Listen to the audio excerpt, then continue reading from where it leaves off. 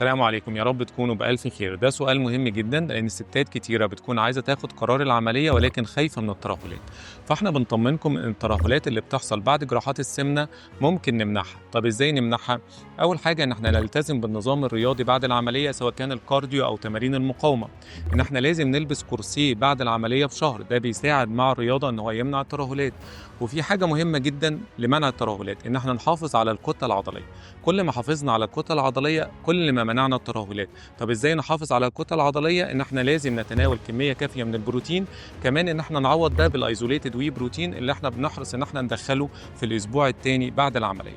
ولكن لو احنا عندنا ترهلات من قبل العملية او كانت اوزاننا عالية جدا زي الاوزان ال 160 وال 170 كيلو، غصب عننا هيحصل ترهلات بعد العملية، ولكن نقدر نقللها باتباع النظام الغذائي والنظام الرياضي، وان احنا نتناول كمية كافية من البروتين يوميا.